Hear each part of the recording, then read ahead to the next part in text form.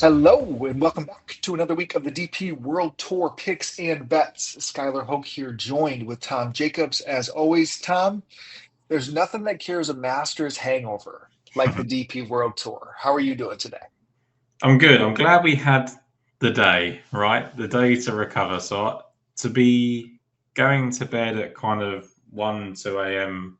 our time, to wake up, to have to write about the heritage before you go to work is tough, right? Like there's no two ways about it. So for us to have just a little bit longer to do the Volvo China Open was nice.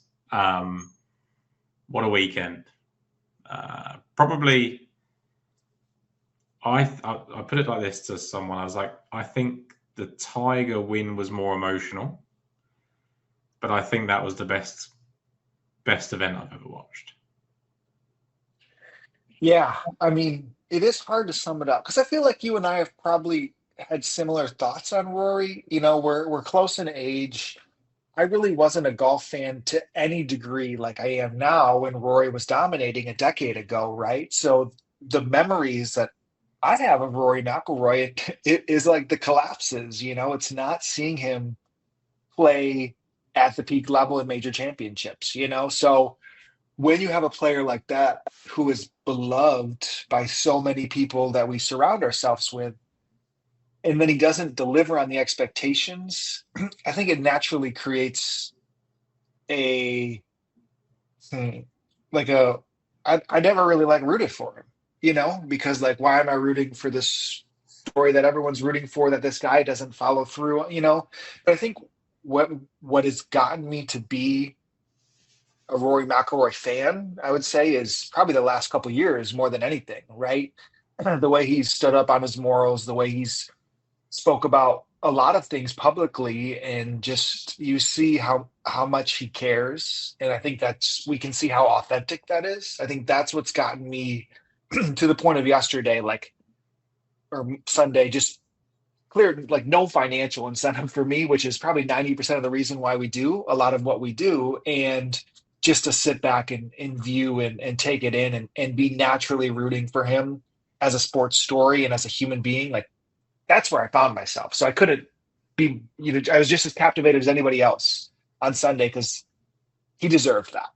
Yeah, I think that there's a couple of things. Like I think I was probably into golf slightly earlier than you, despite obviously the same age. Just I remember going to it was like 2007 or so. I always talk about this story about Ross Fisher winning an event and Roy McIlroy was there, right? And so I kind of remember that, and he was sort of up and coming. This is when we didn't know he was going to be what he is.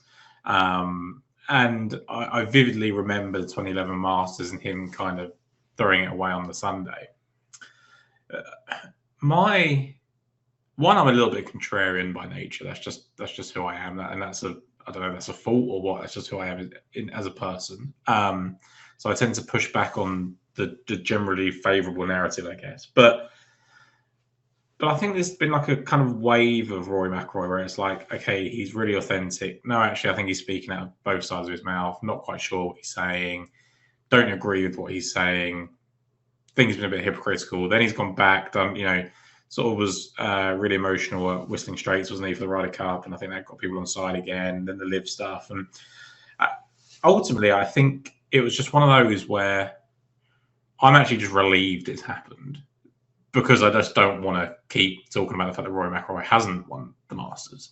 Because as you said, that when we're talking about golf, it's to do with betting. When I have active opportunities still to make money, I'm still going to root for those. That's just who I am. And I think it'd be really weird for me to come on here and give people betting tips and then say, well, actually, I hope they don't win. Like that, I think is tough. So regardless of whether it's a life-changing amount of money or a normal amount of money, I'm always just going to root for the person that's going to make me money. That was Bryson for the most part until it was Justin Rose all of a sudden. Um, and also, I actually prefer Justin Rose over Roy McIlroy in terms of just having an affinity to a golfer.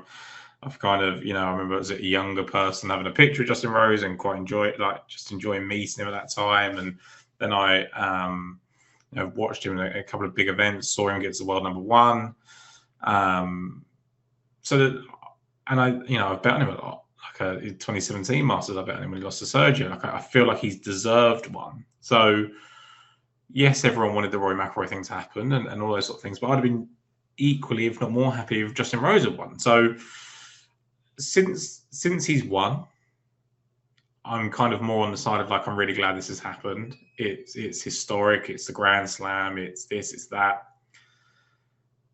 And that's it. And that's absolutely fine. I think everyone can just get on board. It's a great moment. He was the main factor of the best Masters I've ever watched in terms of just like entertainment value. I think Tiger Woods, as I said, was more emotional, but just the best one.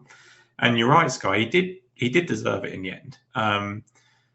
The arguments that is like, if you make that many double bogeys and that many mistakes, do you have to keep bouncing back? Maybe you don't, but the fact that he did, the fact that he probably had one of his, I think it was like top 5 iron performances of his life.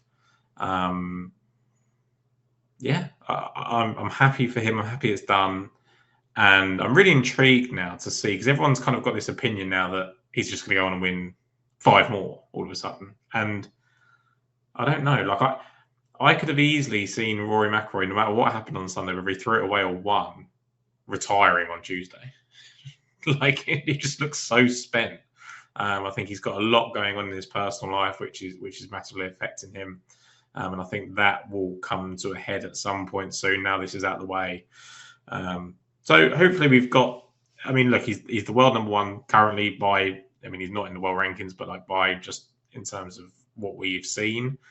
I hope he keeps it up for a while. It's great for the European Ryder Cup team, obviously. And you want to see the best players playing the best golf. It's as simple as that. So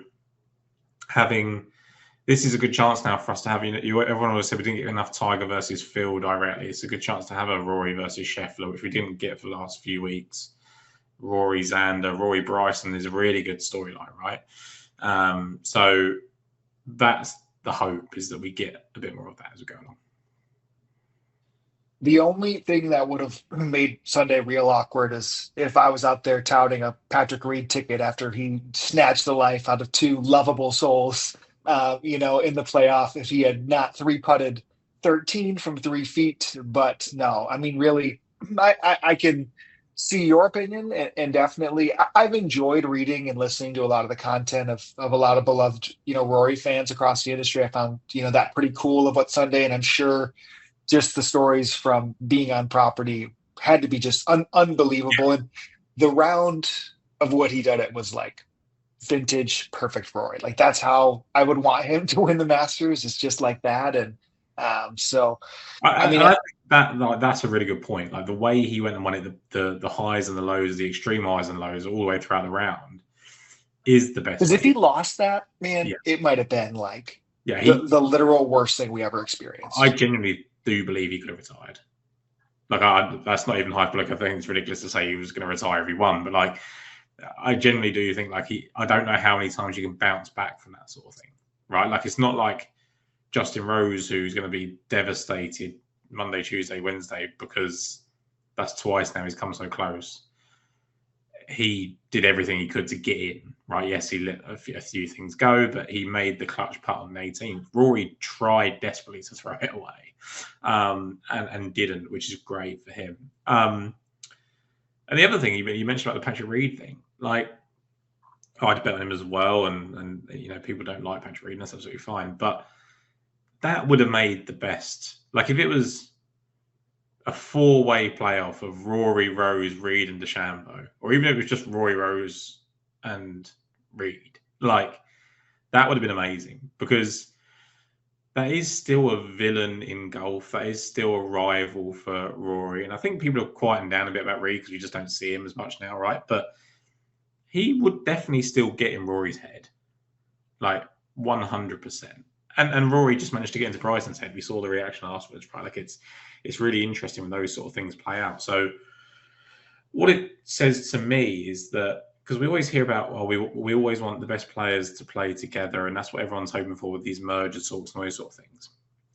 I think we do need everyone to play together, but not in a saturated way either. Like maybe we get the 4 majors and a couple of match play events, or they definitely get allowed in the Ryder Cup, or whatever it is. But I think probably 8-10 times a year is enough for all the guys together, because otherwise you kind of become a bit numb to it. And we probably didn't know how good we had it. And I think, I think it's really interesting. And the live discussion will roar on, right, about whether it's good for your game or anything like that. It's just a case by case thing. It's perfect for Bryson. It's been absolutely fine for Reed. It was okay for Mickelson. It has definitely harmed DJ by the looks of it, in terms of just like, but I think that's just a general, like, he's reached a point where he doesn't care anymore. It looks like it's harmed Cam Smith eventually. But yeah, I think it just adds an interesting wrinkle to golf. And look, we've now got, I don't know how far away he is from being the best European player ever now. Rory's got to be top 2 or 3, I guess, now already. Wins one more, I guess he gets it. But yeah, it was more than anything, regardless whether you're a Rory fan or not, it was an incredible round of golf, an incredible weekend of golf. So couldn't have asked for more from the first major of the year.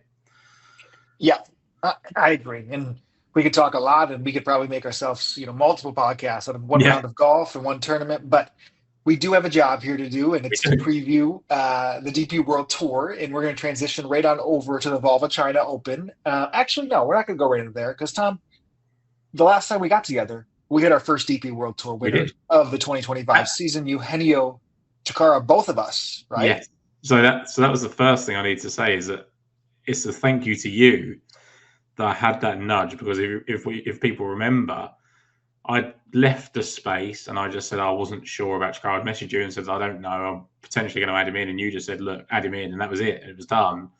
Next podcast going with Brad, I'm like, yep, I've added him in, spoke to Sky, we're in. And he wins. And you were high on him. He was your guy from the start. It was your top pick. And it does just go to show, Sky, talent wins out, doesn't it? I think. I'm really happy he's been on the DP World Tour for a while now. Yeah, I mean, I wonder how that'll go. Because he instantly vaults, into my opinion, a top 10 player on the tour. Does that mean he has enough time to earn his DP World or his PGA Tour card? Maybe not this year, but if he doesn't, and he's got full status next year, which he will, then he is probably a favorite to make it the following year. So I think at that point, he'd probably take his 12 months, right? The Laurie Cantor type of thing. So we don't think he's allowed to? No, I think he is. I think if he's 12 months removed from live, like they said for Cantor, he can transition back, right? Because Cantor got that start, and it's been just over 12 months. And so how long does he have enough time? Does he have enough time to get his PGA Tour card? Probably. I mean, if he plays well the rest of the year, he probably has a good shot. I think he can easily finish among the top 10. But is the 12 months going to be up by the official cutoff? I guess I don't know when they count that by, right? So I mean, look, he's obviously talented enough. You say a top 10 player on the DP World Tour, it's probably top 5, right? Like September 2024 was his last live event. So if they don't play they don't give those KFT guys or DP World Tour guys fall status anymore. So it would be past 12 months when he gets his card. I would say he gets one then. Yeah. And which is like as fast as you could probably leave live to get to the PGA Tour, like he would be doing that. Yeah. And I don't know how that will be received, but it will just show how talented he is, I guess.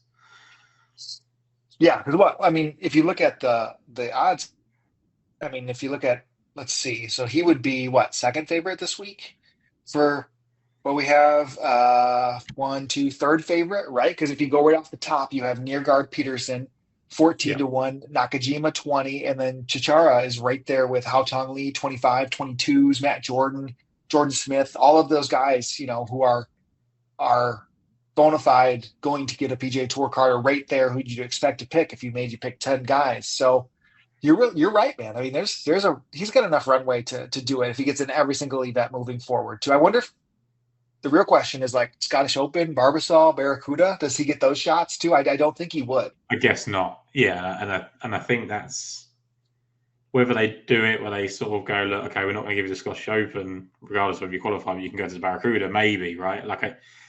They're going to have to figure some of these things out. The interesting point you mentioned about Neergaard Pizza and the names you mentioned already, it's actually wild to me that Chikara is that much longer than Neergaard Pizza in the betting. And spoiler alert, I haven't bet Chikara again this week. I don't know if he's going to go back to back, but it's almost like there's a thing with betting, isn't it, where we always make the people who haven't quite done it yet shorter because we just don't expect the people that have already done it to just keep going, right? And there's always a reasonable discount on someone like a Chikara to go, well, actually, he is, if we're saying what we're saying, that we think he's going to be top 5 player in the tour, top 10 player in the tour, what's the disparity? I mean, that suggests that we're pricing Neergaard Peterson up as the best player on tour, which I think is a bit ridiculous at this point. I mean, it's probably twofolded, right? We don't have any history at this course, so nothing is factoring in. I mean, potentially the only one at the top of the board getting a boost would be Wen Yiding, just because he's from this part of the world and played this type of golf. But I guess Neergaard Peterson gets it, right, because a runner-up at the Puerto Rico Open, top 25 at the Valspar, but none of these other guys had that opportunity, right? As a sponsors exemption in there, so. It is hard to know what they would fare like, but yeah, I mean, 14 to 20 to 20, like that's not just pricing him up as the favorite. That is like substantially saying he's the best golfer in this field, which and again, I'm happy to take that on. Yeah, like you're right in the sense that pretty short memory in the sense that like he's obviously had that good Puerto Rico start, and then you go back to the 2 starts go on the DP Tour, and he's second again in Qatar, right? But he's still got something to prove. Right, like he's obviously a highly talented player. We're talking about someone that, like, for example, let's say Nicolai Højgaard, who did fantastic things right out of the gate on the PGA Tour, or even Matthew Pavon, right? Like he won here, won at Torrey Pines. Does he immediately come into this event as a favourite? No, and so. I get that there's a form difference between Neergaard Peterson and Pavon, for example. That's an extreme scenario, but yeah, I just find it a little bit tough. There's a big gap between them, and somehow Jordan Smith is the person separating them as well. I really didn't have all that much. Now, again, this course we've never seen in any professional rank. I couldn't find anybody in this field that had any history at this course.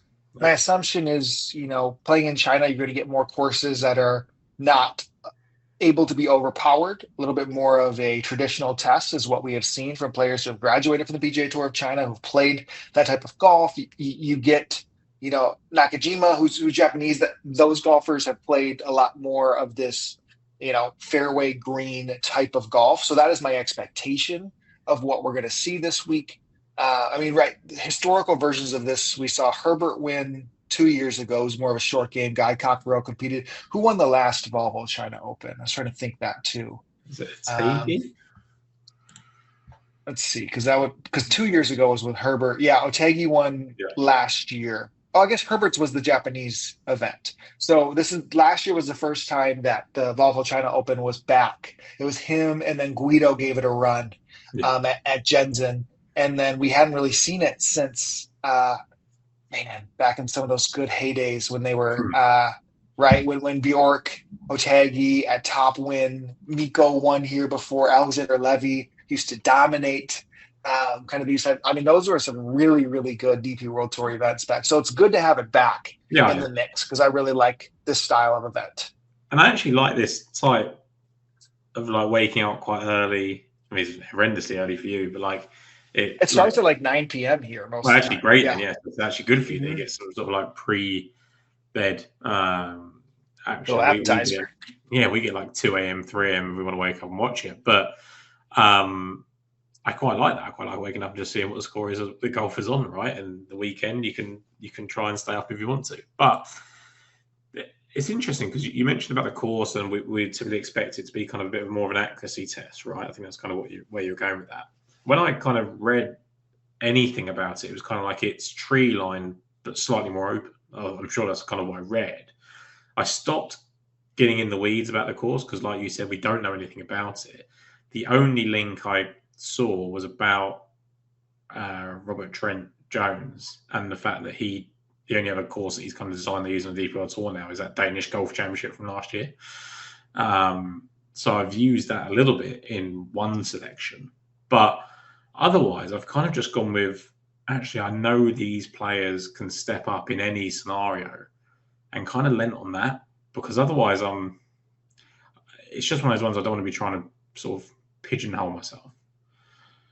Yeah, and I thought, I mean, I kind of went with this style of card, or player for Hero Indian Open, and there was a few guys who didn't end up teeing it up that week, who I really liked in the lead in, who kind of fit that more tidier golf. So the other thing is we have what, 2, 3 weeks of a gap, and Yeah. I hate this when the DP World Tour does this. It's so unfair that a third of this field is getting spot starts from the PGA Tour of China. Those guys have not played one time in 2025. Like, that is, like, I loved, they did awesome in where were we? Oh, in India, right? They did the 2 lead-in events on the Challenge Tour or the Hotel Planner Tour into that. Perfect. One, it helps us. It gives us a little form. We saw Josh Berry win, runner-up, top 10. Yeah. I felt really good about that. And for these guys, man, to have your first event of the year, like, one of 2 chances you're going to get to change your career like this, And like, you're not ready for it. Yeah, it's tough. It's really tough. And there's nothing, man. Like, some of them have played on the Asian Development Tour, or like the Abema Tour, like, but I mean, literally a third of the field does not have any stats in 2025, which is hard for us to do our job too properly on them. yeah, exactly. And I think that's, again, like, why I've just stuck with the kind of 4 people that I know are playing well, and that's it. And like, look, I think ultimately one of the more established DP World Tour players is obviously going to win. That's not a bold take, right? But as you said, it doesn't really give us that opportunity to go, okay, well, here's a 175 to 1 long shot. I mean, don't be wrong, I'm sure you're going to do that in a minute, but like, there's. I will. Like, it doesn't give us that one to do it with any level of confidence, right? Like, okay, look, he's been building into this. He's had 4 good events. They're all in China, but we can upgrade it for this, or we've seen him play in the last couple of years in this event. It's a new course, out of season. Next week, it's going to be a lot more interesting, because then you get the bats back in China. So I think it's really weird. Like, it's obviously a difficult thing to try and get this arranged. But if I was part of the organisers that wanted the China events, or if I had any involvement as a stakeholder in the China events, I'd be devastated that the first one was a week after the Masters, and it came at a time when none of their players can actually, prosper. That's the problem, isn't it? As you said. Yeah. I mean, like, I would think the goal would be to have these guys take advantage of these opportunities. We've seen Dylan Nadu just do it recently on the Sunshine Tour type of thing, So I think it is frustrating there. And one where, me, I love, like, finding the rabbit holes of these guys, but it often comes with, like, recent form, not for me of late fall at the like latest 2024 form. Like, that's just too long for me to really trust some of that. I want to see it as recent as possible if I'm going to be betting on some of these longer guys. Also, I haven't really thought about this too much, so this is a very off the cuff take. And I can't remember what it was like in previous years. It doesn't feel like the events preceding the majors are very good either. Like on the PGA Tour gets a bit criticised for the Valero Texas Open now. But like the Indian Open was a couple of weeks before the Masters anyway, but it wouldn't have been a very good warm-up. So that generally left, if people didn't want to play PLF, they had to play Singapore if they were in the Masters. Then you've got the Turkish Airlines Open, which I can't imagine is going to be a great warm-up for the PGA. And then you've got the KLM Open going into the US Open. The only one that really works is the Scottish Open into the Open, which everyone will do. And that's going to be dictated by a load of PGA Tour players, right? So I guess the other caveat to that is that there's not that many DP World Tour regulars that are not just playing on the PGA Tour now. They're going to be in the majors. That's the other wrinkle, Sky, and I thought about this when we didn't do a show for the Masters, is that there really isn't anyone left for us to give this insight to. They're all playing on the PGA Tour now, and that's a bit of a shame as well. Yeah, I mean, we've seen it from our inception of like being able to uncover the under the radar guys for major championships to basically losing that Yeah, for any because they're either gone or they're well known enough or they are getting it's just it's a different time on the DP World Tour. It doesn't represent the like occupation of what we're trying to do here any differently, right? Like we still have our goal to pick winners, and I think we can do right. that at a good rate. And I do love the tour and events that take place, but it definitely our job's a little bit harder when it comes to these type of open ones. I think we can transition into that top of the board. I know you do have a selection here. I was pretty comfortable passing. I mean, Ding and Haotong Li, I think were pretty popular overall. And, Yeah. is there that the narrative that this is kind of that type of, I mean, Haotong hasn't played locally here in quite some time. So I think he's just playing very good golf, Yeah. overall with not the volatility of which we have known. Ding is starting to really come into his own a little bit more. I think makes a lot of sense here. I am way more deeper down the board. But Tom, if you want to go with your first selection that you went with here. Yeah, like I would have gone with Ding if it was a slightly longer price, but I felt like we're paying a massive tax for him being from China. So first selection for me was Joost Luiten, who I've wanted to bet a couple of times this year. Felt like he was a bit too short. 30-1 now, Sky. I just think that's good enough. The last time we saw him, he was third at the Singapore Classic. That was his third top 20 finish in 6 starts.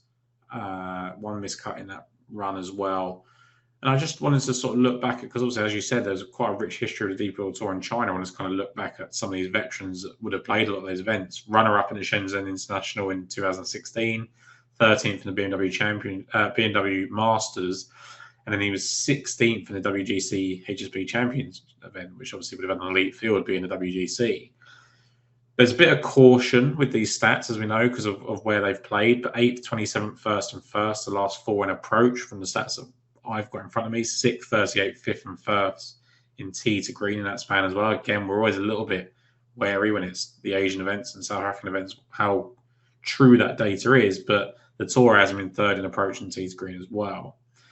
6-time winner, Sky. And it feels a little bit like a Marcel Siem type. He's going into his 40s this year or next. It just feels like if he gets one, he can get a couple. And we've had this little bit of a renaissance from Joost Luiten. I like the fact he's played well in China in the past. If it is a bit more accurate, that really does help him because he's not a bomber by any means. So a good week with the putter, and I feel really good about Luiten. Yeah, I mean, he's prototypical of what you would ask for this type of course, right? I mean, I think it's very much in the mix. I do think time off mixed with a new golf course does kind of, in my opinion, open it up a little bit. Yeah. But also like I am not betting anybody who doesn't have some recent form that I can't look at. So like I'm pretty much eliminated a third of the field too, and just kind of honed in on this like 90 to 150, maybe stretch to 200 type of range. And it really didn't even tempt me in the like kind of mid-range zone. I'm kind of looking through just to see if there was anybody that I could have like triple tagged here. I mean, Brandon Robinson Thompson played really well in kind of some of those spots. Ewan Ferguson showed, what was that the last time? I'm still worried about his injuries that he has, but a little bit better at DLF from what we've seen out of him. But honestly, man, I was all the way up to 80-1, and I'm already adding the guy that you're going to be saying because I was like, I can't leave him off, and I'm going to have 7 selections, 80-1 and deeper. But I just didn't really have much interest anywhere in this mid range. Yeah, so it's interesting. So we'll come on to him. So Brandon Stone for me is That's not the one I'm adding. no. I think you know who I Yeah, am. I know the next one. Yeah, but for me, the next one is Brandon Stone, and this is one of those that I didn't expect him to play quite as well as he did in India. I wanted to bet him, but I felt like it was a bad golf course. He'd been playing well, and he really surprised me. He was in the mix there for a good period of time. He was second going in Sunday, finished 6th. And it was similar in Singapore. He was, inside the top 10, finished 20th, I think. So I think it's really important to remember this is a guy that's won 3 times, could have been 4. He lost in the playoff. The last win was the Scottish Open. He beat Pepperell by a distance, I think. And yeah, he was second with Luiten in that Shenzhen International all those years ago, like 2016, I think I said it was. hitting the ball really nicely. He ended 2024 with 6 straight top 25s. He's already had 3 top 20s in his last 4 starts, including that 6th in India. If there is slightly more room than we think of a typical China course, then I think it's a really good thing for Stone. And as I said to you, I'm definitely just leaning on these kind of I know they can win types. There's one that obviously will come on as a shared pick in a minute, but like there's one with potential, and the rest are just like, look, I know you can win, and that's what I need. In a week of unknowns, I want to back someone that has played a lot of golf, and especially in this part of the world. Yeah, that was the one fear that I really did have was like he is somebody that I line up more for bombers type of test, you know? So is it going to be a golf course in which we see that he can flourish on? Like that is the one thing. And I mean, I guess I'll transition right into my first selection, which I mean I've learned about this golfer honestly through your co-part Brad Todd over the last couple of years. And when you get a shot to kind of back somebody who fits that caliber of a lot of talent on other tours, but never really gotten consistent shots on the DP World Tour, like that kind of gives me hope when you get Tai Chi Ko kind of playing in an opportunity like this. I mean, he qualified, I think, in 23 for the British Open where he had played, did not do anything kind of there. But the one memory that I have of him is those guys hitting the 500 to 1 plus ticket at his home course on the Asian Tour shortly after turning professional back in March of 2023. And then he's just really probably came into his own a little bit more starting midsummer last year. I think he ripped off 5 straight top 15s on the Asian tour. He did, make a couple cuts on the DP World Tour with nothing. And then so far this year, what I'm really looking at is 2 starts in March. So, I mean, not that long ago, but not recent. I understand that. One being an 8th at the New Zealand Open and the other being a 6th at the Macau 2025 International Series. So that event is a virtual live event, right? I mean, you have Reed, Sergio, Kokrak, Ortiz, all in the top 4 with Tai Chi Ko being in the mix with them.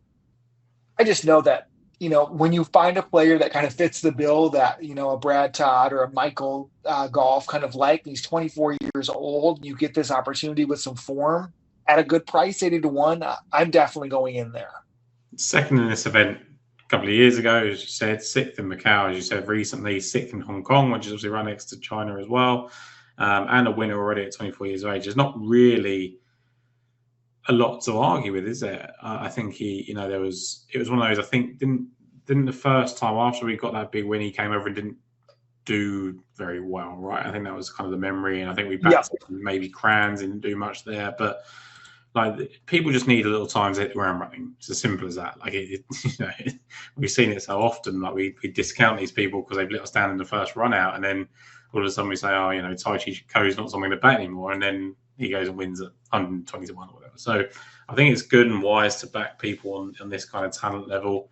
And as you said, if Brad is kind of identifying these players, then it's always a good plus. So I'm interested to see if he's on him as well this week.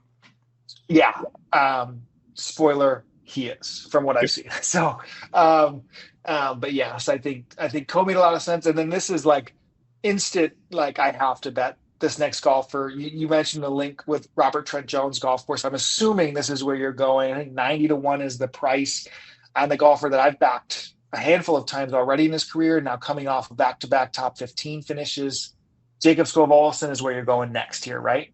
Yeah, for sure. And look, I think it was very simply, we don't know anything about this golf course. We do know that Robert Trent Jones designed Lucca Golf Resort, which was the first time Danish Golf Championship host last year. And he played so well there. And at a time where, 1, you're playing in your home event, and 2, you're really new to the tour, to be tied 5th there is impressive. You then look at his last couple of starts, and he was 13th in Kenya, 7th at Joburg, but he was 5th going into the final round of both. 8th in approach, 4th in tee to green in that last start. Came through Q School, probably quite surprisingly, I think. I think at 90 to 1, just for the fact that just any golfer that's just gone into the last 2 events going into the final round in 5th place, I think it's really encouraging. But then to have that link of potentially the Danish Golf Championship as well, I think is really important. So yeah, Jacobs Olsen at 90-1. A definite older am too, 25 years old. Actually about to turn 26, which is kind of crazy that he was still damn. He probably got the COVID type of, extra year in school where he was a really strong amateur last year. I mean, I think every single event for him in 2024 was inside the top 15, had won that amateur championship, and then to make the cut at the Open Championship. He does seem like a golfer, unlike the new age of AMs, that benefits from the shorter type of courses. So I think that was just a clear miss by me of not being on that in advance. And I think he's an exceptional play this week. And especially if I'm starting my card late here, 7 golfers to me is not too many to go into. I did take a peek at Oliver Lindell. I know he's somebody who we were high on coming into the year. I think hopefully if I see something this week from him, I'm going to plan on going back next week. Now that's, you got one more, or is that your 4 already? One more. Yeah, I've got one more. But just on Lindell quickly, hitting the ball really nicely, not getting a lot out of it so far. And it does feel like it's going to be a case of when, not if, for him this season. So, yeah, I think if not this week, then definitely next week is something to look at. And, whisper it quietly on someone like Scott Olsen, similar age in terms of amateur as Aber was, right? I mean, Aber 25 and turned pro in 2023 as well. So a year ahead, I guess, and obviously a completely different ability, frame. But interesting that, as you say, we are getting these people staying in a little bit later, and obviously Aber was more PJ Tour U and anything else. But yeah, just interesting that they're probably coming out a little bit better prepared. Is the point I'm getting at? Totally. Yep, I agree. And I guess another, similar of age, I guess 25, 26 here. I'll go with the next golfer for me that I had teed up for DLF, and he did not play. And I don't really know why, coming off the 6th in Singapore, but I was very intrigued that week for Yuto Katsuragawa. He had opened the year 18th and Ed Bank 6th. Winner last year, kind of the event that I was searching for. I believe the ISPS Honda was the one that Herbert had won the year before. Yep. And then Katsuragawa had kind of, I think, ran away with it a little bit. Yeah, 3-stroke lead there. He's a golfer that, doesn't possess the power, trait of which that would need to succeed at some of these bigger golf courses. So I wasn't put back by, Qatar, Bahrain, Ras Al Khaimah, Hero Dubai, like all miscuts everywhere. Those aren't his events. You see him go in Singapore for a 65, 67, while Nakajima is on the top of the leaderboard too, there in second. That's type of his golf course. So we saw him compete last year, first in that win, hit an 8th in Australia, 12th at the tidy Betfred British Masters over at the Belfry. Like, he just seems more dialed in on these type of courses. He was T26 at the John Deere Classic a couple of years ago with kind of like a spot start that he had gotten there. So I think for him, he's a golfer that does have extreme talent upside. I'm pretty big into like Histotune over at the RBC Heritage this week. I mean, there's similar players that have shown some immense ceiling. So I think when you get them on this type of golf course or these style ones, they make a ton of sense. So Katsuragawa, 110s is where you can get him at. Yeah, I think it makes perfect sense. I think it is one, firstly, you've seen the life in the last start. It is really important in Singapore. What he's done in the last few weeks while he's been off, we don't know, but I'm assuming he's based in Japan, right? So he's going to be traveling around Asia playing golf in the right part of the world. So as you said, the miscuts we can probably discount, even if they turn out to be good golf courses for him in the future. Like, he's been playing them all probably first time or second time, and as you said, not ideal. And the miscuts weren't even bad. Like, he was 26th after round 1 at the Dubai Desert Classic. He shot 73, 71 in Qatar. He was right on the cut line there, 70, 74 in Bahrain. They've never been terrible, right? So the fact that he's then come back out and finished 6th, and actually, if you look at it, Sky, as you probably have, like, slow start there as well. Open with 72 and then shot 65, 67 would have definitely benefited, you'd think, from an extra one more round. Yeah. So I think we said this last time. We don't know whether the beauty of there being only 3 rounds that you can either elevate someone or bury someone based on what you think they would have done that final round. And he's someone I think could have been, looking at a top 5 at the very least. He was only one place out as it was. For sure, for sure. Slew of picks all in this range. I'll go from one more. Actually, I have two more here, but I'll go one, pass to you, and then back to me to finish. Yep. Without a doubt, the golfer that I have felt the best about the last couple of events is Eduardo Molinari. And I really think we get another chance to back him right again. I mean, he goes off 9th at the China Open, pretty steady. I mean, probably could have cashed a decent each way ticket for us. DLF is going to DLF, so there's some bogeys that you can't avoid. But to come off what he was doing on the Nordic Golf League into this, I just think his game's in the right place. And if I'm dreaming of a golfer who lines up for these type of events, a fairway green thing, it's Dodo. So I think for him, still getting 110s, and I just feel amazing about the form he is in personally right now. So I'm confidently going back to him. Yeah, he is vice captain again, right? So there's two ways of thinking about this. One, he just isn't as stressed about doing it a second time round.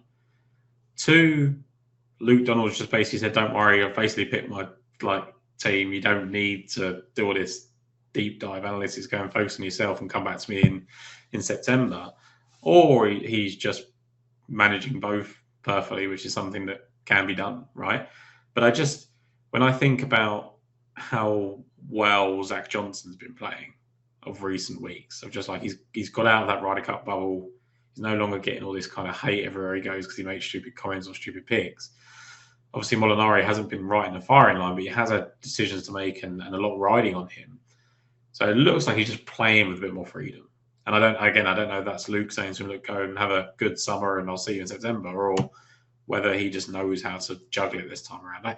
Because I can just imagine they had to win that time in Rome. They had to get it back, right? And there would have been this massive, there was a couple of new players, and Højgaard, Stracker, really need to work out integrating them. Whereas now they kind of know, right? And it's going to be a couple of surprises probably towards the end, maybe. But generally speaking, I know who's going to play with who. So his job's a little bit easier this time around. Yeah, I mean, it feels just like kind of a free roll for them to show up at Bethpage. And at this point, maybe the expectations are starting to change. That number is shortening by the day.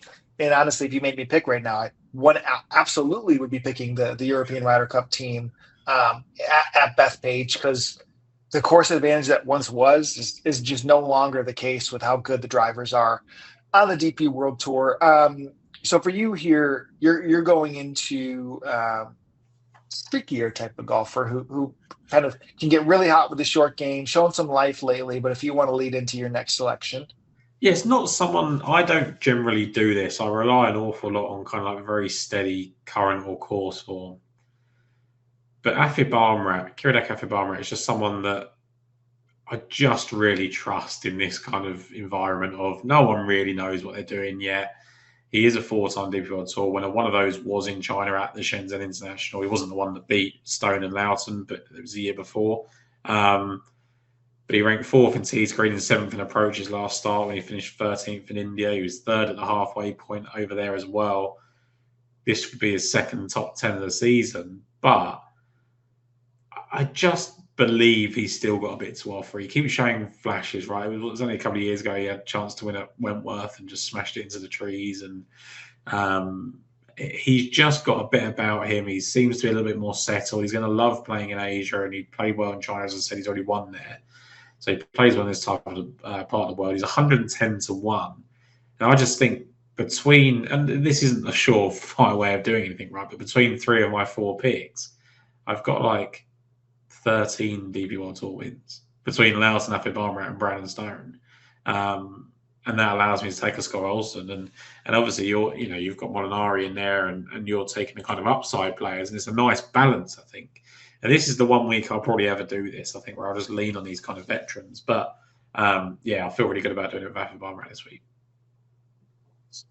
They just made the announcement today that in the Olympics there's going to do the dual events. Yeah, I'm thinking, you get Thitical and Afib Armrat competing there. Come on, she's a great ball striker. You put with that on him on the greens, that would be an electric pairing. So hopefully they Just, can make that happen doesn't in it just feel LA. like it'd be so weird to see him with a partner?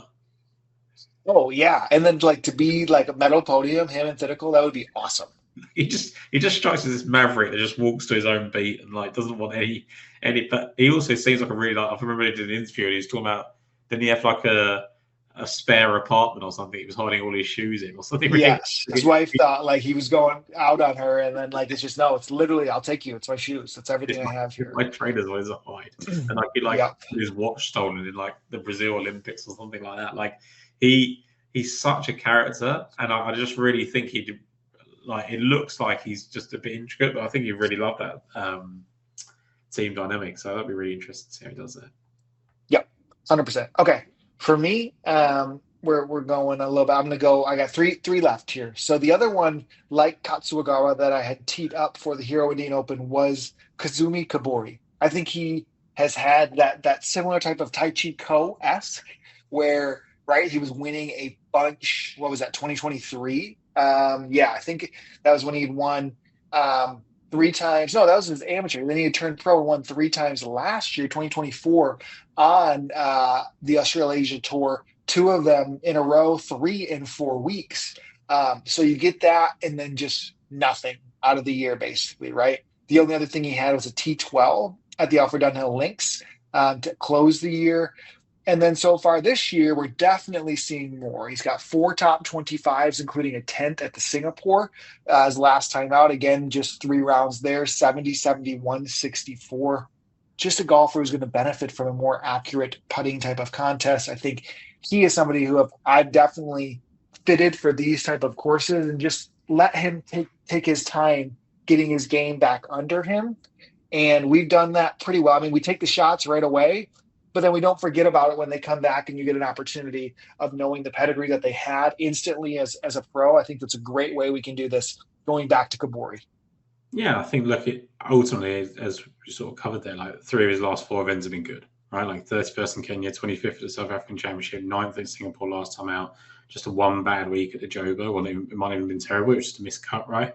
Playing these events for the first time is always tough. And I think that's one of the things that's probably underrated on the DP World Tour is I feel like, not that the PGA Tour is easier, it definitely isn't with the competition, but like the courses are a bit more straightforward. Like you can come out of college and just go and play the John Deere, right? And there's not too many things to worry about. You try and come here and nobody knows. It's not even like you can lean on somebody that's a bit of a veteran looking after you. So I think the fact that he's now finding his feet over the last 4 events is really encouraging, and it looks like the right type of event with him being a little bit shorter off the tee. Okay, so before going into my final 2 selections, I'm going to give a shout out to all of our audio listeners. You can find us on Daily Fantasy Sports Picks and Bets, The Mix, available across all of your podcast platforms, supported by everyone here at the Mayo Media Network. Really appreciate the love. Give us comments on YouTube. Goes a long way. Liking, subscribing. Just means a lot for all of us here. You can find Tom on Twitter at TomJacobs93. You can find myself at Skyhook DFS. Really appreciate all of the support and love that we get from you guys. It does definitely mean a lot and gets us to show up here, to talk Volvo China Open after the Masters here for us and be just as excited as we normally would for an event. So 2 for me. And again, I just could not find it in me to really back some of these PGA Tour of China or even younger AMs that are getting it there just because of 0 recent form. Like that was difficult for me to do. The 2 golfers in which I went a strategy about for both of them. One, we've been talking about this golfer for a while and just getting into there, and he was T20. So they do play. Last year, they did play 2 Challenge Tour events in China, back-to-back in succession.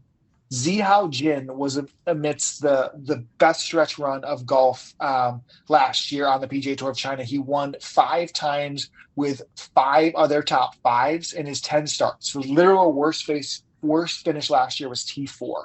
So, we've been gearing him up. His other 3 events that he played last year, T35 at the Volvo China, T20, T11 in the 2 Challenge Tour events in China. So this is where he plays golf, right? This is like where we feel the most confident in him and where I've been waiting to see some life leading up.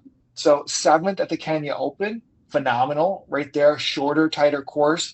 think I risked it a little bit going back to Singapore after he withdrew in the interim. I think he went 74-74 there. So wasn't too successful, but at 170 to 1 with what we know of that 2024 now getting back home, it's a number and I like it a lot. Yeah, makes perfect sense. It's very hard to argue that big of a number for a talent level. Like if we're just looking for someone that's going to feel at home, literally. We did it for Gondas with less form probably at the Hero Indian Open and done well. Veer Alawat, we've done these type of things, and I think it makes sense when you get the longer odds for them. So he was definitely the on my card no matter what.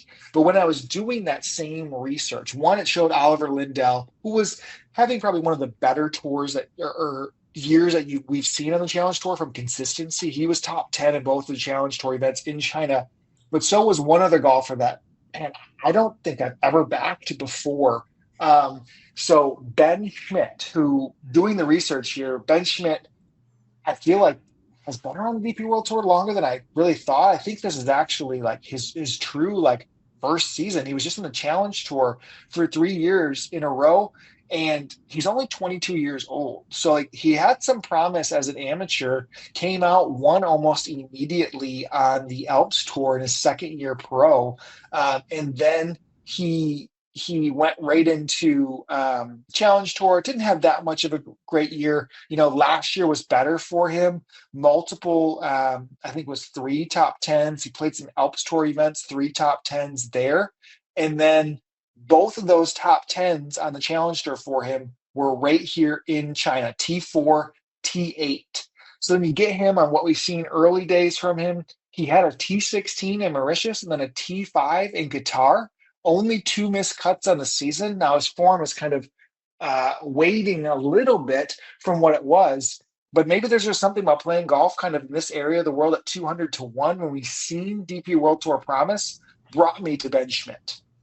He was the 54-hole leader in that second China event last year as well, or co-leader. So yeah, right in the mix. Hamish Brown, just looking at those events, he won one of them, right? Who we were quite high on at the start of the year, hasn't necessarily found it yet. Lloyd Jefferson Go was 14th in his last start. He's gone and played the Abema Tour. But yeah, there's some names there for sure. And Ben Schmidt makes sense from that angle. I never would have got there. So when you look at the fact that he's actually making cuts, 3 of his last 4, and then a 5th, as you say, in Qatar, it's actually really quite encouraging.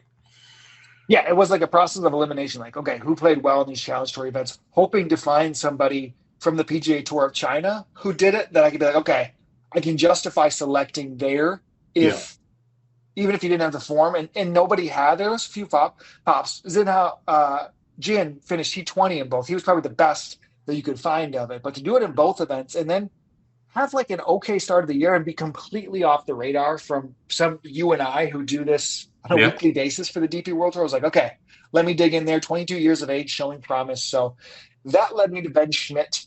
But I didn't really, I want to see who can show up from the PGA Tour of China to maybe get into one of them next week while we come back here again. But that's kind of how I close things out. Tom, if you have any other thoughts, if not, we can kind of review our cards. I was going to bet Lucas Bjerregaard. He was sappy posting Augusta this past weekend. Yeah. Like, remember, he almost finished. When he finished top like T21 there, that was the same year he like did good at the PGA Championship too. Yeah, and he's just got a really good record in China, but he's just terrible at golf. Like he's just so bad at golf from a consistency. He had that little run, didn't he? Right, where it looked like he was back, and we were all getting quite excited and I just think he probably needs to show something. Like if you play well this week, you'd then back him next week and you get really excited about it. But 3rd, 6th and 14th in the China Open, 5th in Hong Kong as well in the past. If anyone's just going to randomly come out of the sky at 350 to 1, it's probably someone like Lucas Bjerregaard. It's just the fact that he goes like 72, 82. And it's just really hard to back. But if you just wanted... I mean, I would root for it. I would feel... as good about a Bjerregaard win. That would give me some Sunday Masters, Rory McIlroy win vibes. I'd probably get more emotional. We could cry together. Yeah. But no, that was probably my kind of final thought. I guess, like, how do we keep not backing Josh Berry at 125 to 1? I know. That was we could be sitting here next week and be like, what were we thinking? Like, I I would totally genuinely feel like an idiot. Yeah. But that's not enough of a reason to back him. Yeah. Because I can feel like an idiot on my own. And there's a lot of tours going on. Like, I want to bet the KFT. It's right here in Sarasota this week, so I'll be popping over there. Then there's 2 PGA Tour. There's a lot of action that you immediately go into post Masters week. I will be talking to you about the Corn Ferry. So I did a random foray twice now. I've done a random foray into the Corn Ferry Tour this season. I did Rob Oppenheim. It was like 200 to 1. He was like leading at one point, and then he literally missed the places by like one shot. Yeah, I remember you on him out of nowhere. And then Russell Knox, second. Yeah. Mm-hmm. Lost by 1, and he went birdie free on the whole back nine. And I was like, great, cheers. Like, well, it's classic Russell Knox. Yeah, it is. So I actually think there's definitely an edge there. Not that we're turning this into Corn Ferry Tour picks and bets, but that could be worth us at least discussing in the LDMs this week. Yeah, absolutely. All right, if you can go back from the top for your card. Yeah, so for me, it's Joost Luiten at 30 to 1, Brandon Stone at 40 to 1, Jacob Skov Olsen. I don't know if it's Olsen or Olsen. Olsen, I'm going to go with at 90 to 1, and then Kiradek Afibama at 110 to 1. Okay, so for me, I'm assuming it's Olsen. Speaking of, Thorbjorn Olsen just withdrew from. He was like 22 to 1 as well, right? Yeah, one of the favorites. And Ben made a good point, Ben Coley, that that Griffin is first alternate in Heritage, so you could see another withdrawal from the top of the board to also all-time preview article for Ben Coley this week on the DP World Tour, an article with no selections. That's it right there. I was kudos to that. I don't want to say I predicted it, but I knew that there was going to be something like that after the exhaustion. He would have definitely. Oh yeah, the Rory piece on Sunday was awesome too that he wrote. He was just so invested, so invested, and that's the cool thing, man. I think that was cool. Like, no laying up was awesome. Listening to Ben, Pat, and Jeff. Jeff's story of reliving it was really cool too. I mean, hearing the stories from the grounds, like. A very cool week. Okay, I'm reviewing mine here. So for me, first up, man, I'm all out of order. So if we go first up, I think would be Skov Olsen. He is 75 to 1 here in the States. So I'll be starting with him. And then Kabori is 100 to 1 here in the States. Molinari, 110 to 1. Katsuragawa is 110 to 1. And then we have Zihao Jin available. He is right now 170 to 1. And then Ben Schmidt at 200 to 1 this week. That should be everybody. Did I miss anybody? No. Sounds good. We are good to go. Cool. Awesome. Are we tweeting this out too tomorrow? Again, we're going to have that late Wednesday lock. I'm assuming probably 8 p.m. here Eastern Standard Time. So make sure you get these in early. As always, we appreciate your love, Tom. Thank you so much for being on. We'll catch you guys next week. Take care. Thanks, guys. Good luck.